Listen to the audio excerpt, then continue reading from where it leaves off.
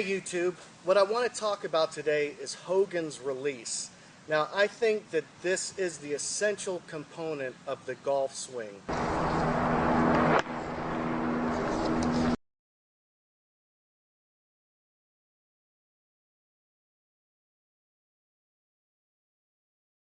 We've all talked about how he kept his elbows connected, and we've talked about how he straightened or really opened his hips and got a big turn.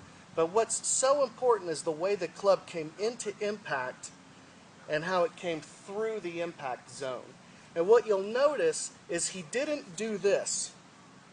The club doesn't flip over. This is the natural instinct, is to chop down on the ball, and what happens is the club head flips over like so.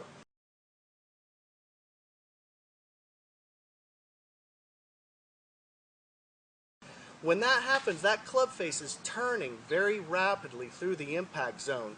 So when your timing isn't on, the ball could go anywhere. This was my great problem for 35 years, and it's what I struggled to try and overcome when I began my swing evolution. But what you'll notice about Hogan is when the club comes into impact, his elbows stay tied to his body, and he doesn't lose control of the club face. He maintains control of it through the impact zone. And from the down the line view, you'll always notice that there's this nice little L shape here.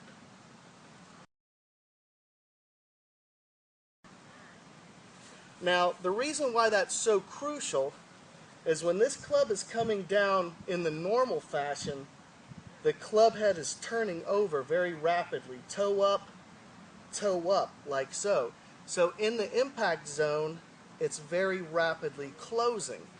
Now from the Hogan swing, what I find remarkable is as this club is dropping down onto the ball, the club comes to square, and then it stays square to the target line.